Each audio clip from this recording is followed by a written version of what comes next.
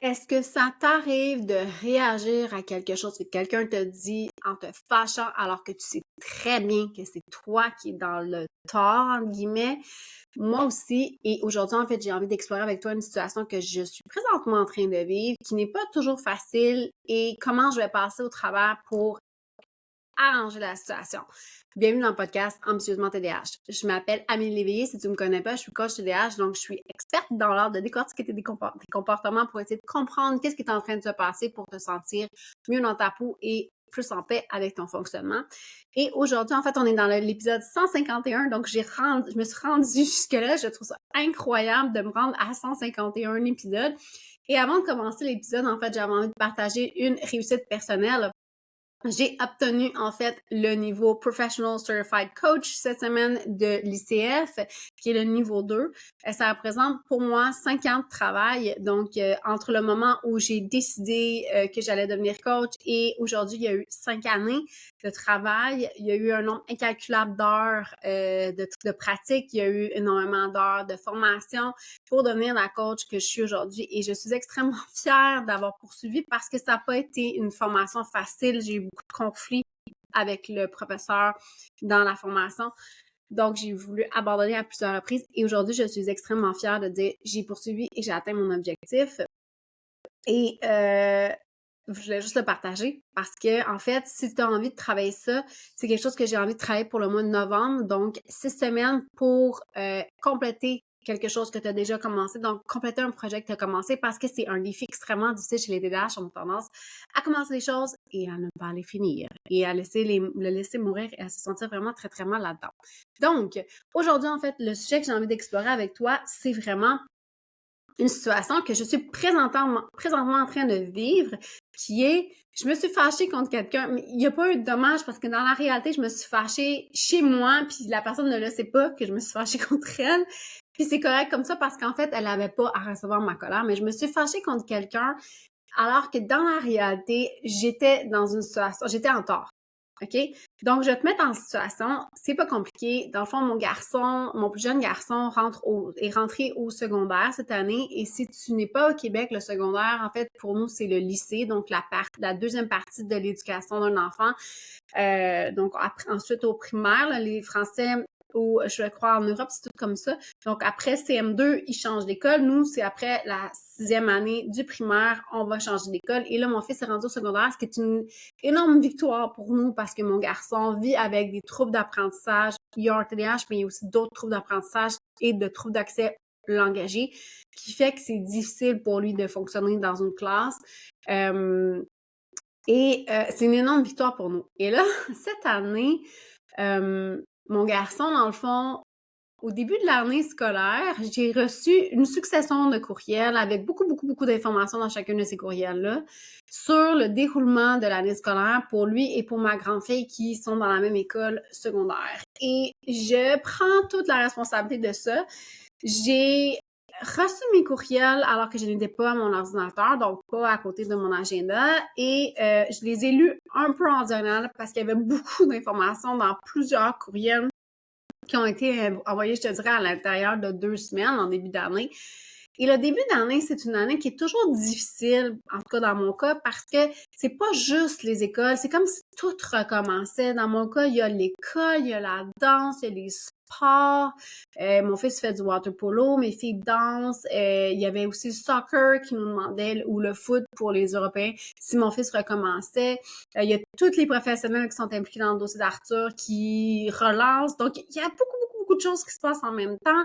Et il y a aussi mon retour au travail parce qu'en août, j'ai pris comme une période plus au ralenti. Puis il y avait tout ça en même temps. Et je t'avouerais que je me suis sentie vraiment dépassée. Puis j'ai pas pris le temps de bien lire les courriels et de noter les informations nécessaires. Je me suis dit, je vais les reconsulter. Première erreur, parce que dans la réalité, je ne les ai jamais reconsultés. Je vais être honnête avec toi. Et j'ai omis d'écrire dans mon agenda la soirée des rencontres avec les professeurs. OK?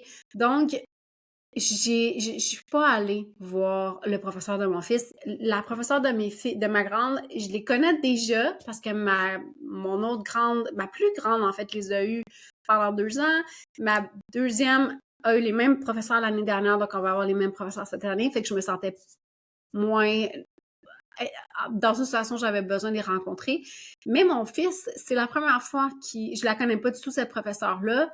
Et mon fils porte avec lui quand même une petite valise de, de stratégies qui sont nécessaires. Donc, c'est important pour moi qu'on ait la collaboration du prof et j'ai complètement oublié d'aller à la soirée des profs. OK? J'ai complètement oublié. Je prends entièrement la responsabilité. J'ai été avertie, je ne suis pas allée. Mais là, ce que ça a fini par faire, c'est que quand je me suis rendu compte qu'on est passé tout droit,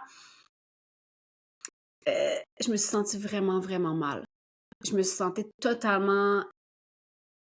En anglais, on dit « I dropped the ball ». Tu sais, je me suis vraiment sentie comme si j'étais la pire des mères. Puis là, je sais que toi, tu vas me dire « Ben ouais, Amélie, t'exagères », mais je te partage en toute honnêteté ce qui se passe dans mon cerveau.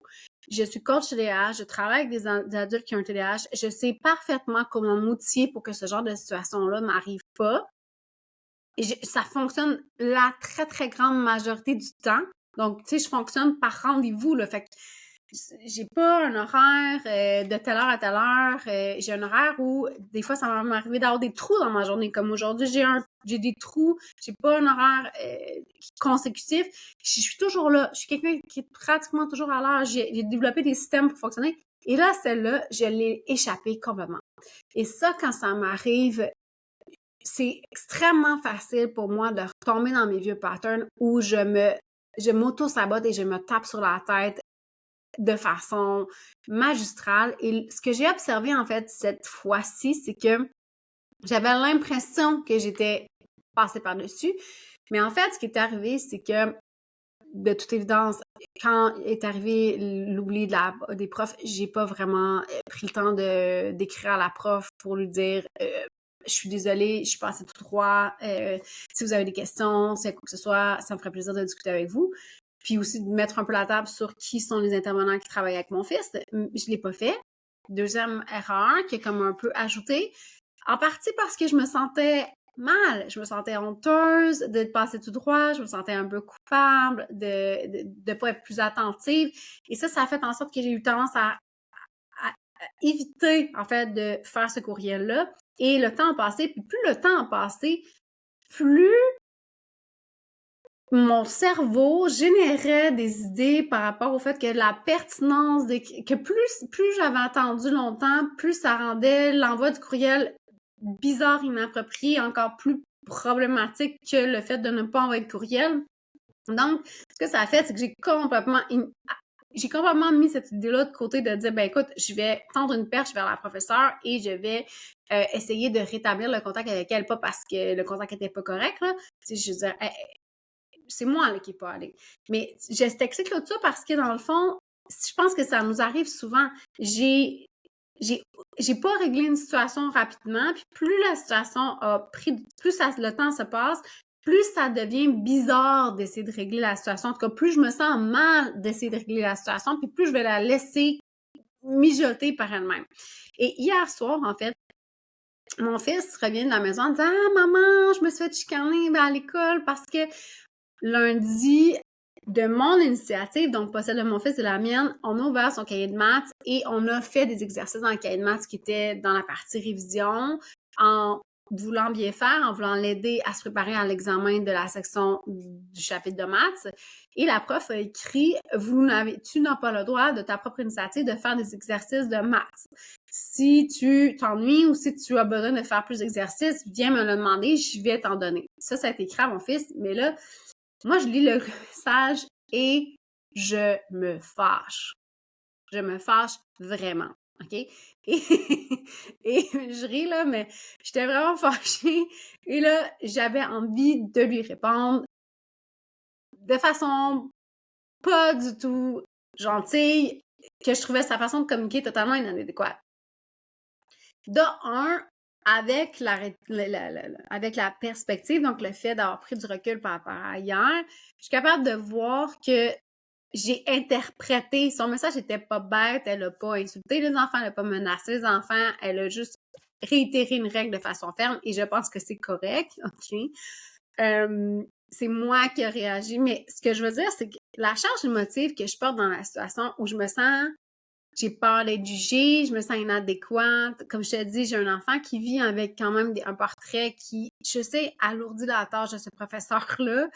Et je suis extrêmement reconnaissante, by the way. Si jamais elle m'écoute, mais bon, peu importe. Je me sens super mal dans la situation. Je me sens pas adéquate, je me sens super mal. Et quand ça arrive, j'ai tendance à avoir la mèche très courte. J'ai tendance à me fâcher facilement parce qu'en fait, ça me met dans le visage à quel point je me sens pas bien dans cette relation-là. Puis c'est pas de la faute de l'autre, c'est moi qui ai raté mon coup. Donc, c'est moi qui se sens mal dans cette situation-là. Et cette sensation-là de me sentir honteuse et coupable fait en sorte que quand ça est arrivé, donc quand le message est arrivé dans la boîte courriel de mon fils, je me suis fâchée. Et hier soir, j'avais la chance, entre guillemets, de un, d'être à la maison, donc d'être pas directement devant cette personne-là, de deux, que mon fils, mon mari était là, fait qu'il a quand même fallu que j'essaie de contrôler un peu ma réaction émotive parce que j'aurais pu être très explosée et je n'avais pas envie de faire ça devant eux. Mais en fait, ce que j'ai ressenti à ce moment-là, c'est je voulais bien faire et je me suis sentie rejetée. Donc, non seulement j'ai de la honte dans cette situation-là, donc je me sens inadéquate comme mère de ne pas avoir été à la réunion, de ne pas avoir pris le temps de la contacter, de ne pas avoir corrigé la situation plus rapidement, mais en plus, je me sens rejetée dans le fait que j'ai juste essayé de bien faire. Oui, j'ai pris l'initiative, mais j'ai juste essayé de bien faire, puis la manière que j'ai perçu aussi hier, c'est que c'est encore une fois, on me demande de faire encore plus que ce que j'essaie déjà de faire, que j'essaie quand même d'en faire beaucoup. Donc hier, tout ça s'est mélangé et c'est moi, quand ça arrive, quand je me sens comme ça, quand je me sens honteuse, coupable, rejetée, je dirais pas invalidée parce qu'elle m'a pas attaqué directement, mais quand je me sens prise en défaut, quand je sens que la personne n'est pas d'accord, que je me sens comme si j'avais fait quelque chose de mal, je vais me fâcher. OK? Je me fâche. Et quand je me fâche, je me mets en mode attaque. Parce que j'ai mal. Parce que j'ai pas envie que la personne se rende compte que j'ai mal. Parce que c'est vulnérabilisant d'avoir mal. J'ai pas mal physiquement, là, on va s'entendre. J'ai mal à mes émotions. J'ai mal. Je me sens mal. Parce que je sais que j'ai ma part de responsabilité dans cette situation-là et que j'ai pas réussi, entre guillemets, à tout faire. Mais là où je veux t'amener aujourd'hui en te partageant cette histoire-là, c'est que, de un, ce genre d'affaire-là va t'arriver. Peu importe les systèmes que tu vas développer, et ça ne veut pas dire que ton système ne fonctionne pas. Ça veut juste dire que tu es un humain ou une humaine et que ça va t'arriver de rater ton coup comme tous les humains, OK? Tous les humains ratent leur coup. Tous les humains ratent leur coup, OK? Donc, ça arrive qu'on rate notre coup, ça arrive qu'on oublie des choses, ça arrive que le meilleur système est en place et pour X raisons, cette fois-là, cette journée-là, ce moment-là, ça ne fonctionne pas, ça va t'arriver, OK? Donc, il faut apprendre à relativiser la situation par rapport à ça. Donc, de ne pas en faire une histoire que c'est encore une fois une preuve que ça ne fonctionne pas, que tu mets tout le système à la poubelle, que tu recommences à zéro, que c'est s'il te plaît, ne va pas là. Je sais que c'est facile, puis même pour moi, là, comme je te dis, moi, quand ça m'est arrivé, là, le fait que j'ai passé tout droit, là, c'est ça que j'avais envie de faire. J'avais envie de me dire, tu vas bien amener, ça fonctionne pas, blablabla. J'ai plus de facilité à me recadrer, mais j'aimerais ça t'inviter à vraiment prendre le temps de considérer que c'est pas parce que il y a une fois une erreur dans ton système de fonctionnement que ça veut dire que ça ne fonctionne pas, de un. De deux, ensuite, ce que je te dirais, c'est si tu as tendance à faire ça, de la colère, il y en a qui vont réagir en se retirant complètement de la situation. Mon conjoint, lui, ce qu'il a tendance à faire, c'est se retirer complètement de la situation. Il va juste fermer la porte, puis il va se retirer de la situation.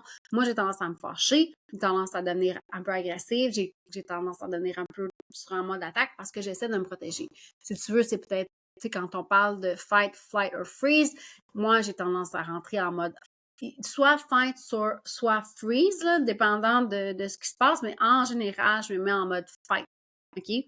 Donc, mon conjoint, lui, va se mettre en mode freeze, puis il va juste attendre que ça passe. OK? Donc, c'est deux réactions, en fait, qui vont pas nécessairement nous aider, mais que j'aimerais juste rendre, que je te parle parce que je trouve ça important que tu arrête de penser que de un, t'es tout seul. Là, ça fait 2 fois que je dis de un. De un, t'es pas tout seul. J'ai vu la même chose que toi. Puis que, en fait, ça veut rien dire. Ça veut juste dire que pour cette fois-là, ça n'a pas fonctionné. Est-ce qu'on peut faire un post-mortem puis essayer de comprendre qu'est-ce qui s'est pas passé puis comment je pourrais arranger les choses? Oui. Moi, une des choses qui est difficile pour moi, c'est que toute information que je reçois par courriel, c'est une information qui rentre dans une oreille qui sort par l'autre. C'est très, très, très difficile pour moi d'en tenir compte. Donc, peut-être qu'une des stratégies serait d'imprimer mes courriels, mais plus ou moins, en tout cas, peu importe. Mais c'est difficile pour moi, puis ce que je te dirais, c'est que je pense qu'il faut que je peaufine mon système. Mais au-delà de ça, je te dirais que c'est d'essayer de ne pas en faire quelque chose de personnel. OK? Donc, peut-être que cette professeure-là est un peu fâchée contre moi parce que j'ai pas pris le temps de la contacter puis que j'ai un peu dompé dans sa classe un petit garçon extrêmement attachant, extrêmement volontaire, mais qui a quand même sa charge de travail qui vient avec lui. Elle est peut-être un peu fâchée, mais probablement, en fait, qu'elle s'en fout un peu. Pas dans le sens méchant, mais dans le sens que elle fait ce qu'elle a à faire. Tu sais, elle fera pas moins bien son travail parce que j'y ai pas écrit un courriel en disant « Oh, sorry, je passe du droit. » Tu sais, elle va probablement se dire « Bon, mais, tu sais, on va avoir une autre situation, j'en ai aucune idée. » Mais essaie de ne pas présumer que la personne d'emblée te juge pour le fait que tu n'as pas réussi à faire les choses. Puis, je te dirais, quand ça t'arrive, ça, là, je sais que c'est difficile, puis comme je te disais, j'ai eu la chance cette semaine d'être dans une situation où j'avais le temps de pas réagir sur le coup, OK? De pas réagir. J'ai commencé à écrire un message, puis je l'ai effacé, puis bon, ça s'est arrivé, en fait, qu'il y a eu comme plein de choses en même temps, puis il fallait que je parte rapidement, puis j'ai pas eu le temps de finir mon courriel plate. Puis je suis très, très, très contente parce qu'aujourd'hui, je suis capable de voir que c'était pas du tout adéquat de répondre au professeur de façon plate, que c'est pas de sa faute, que tout a à voir avec mon monde émotif. Puis je ne me sentais pas bien dans la situation, puis que là, peut-être qu'aujourd'hui, ce que j'ai à faire, c'est d'écrire un message au professeur, puis lui dire écoutez, je suis parfaitement consciente que j'ai raté complètement la réunion. Je m'en excuse. Si vous avez des questions, ça va me faire plaisir. Dans le cas des exercices, mon fils, on essaie d'aider notre fils et ce que je constate, c'est qu'il a besoin de faire des exercices. Il n'a pas juste besoin de lire la matière, c'est pas suffisant pour lui. Donc, est-ce que vous pouvez nous fournir des exercices pour nous aider à le préparer aux examens? T'sais? Dans le fond, mais ça revient tout le temps à ton monde émotif. Si tu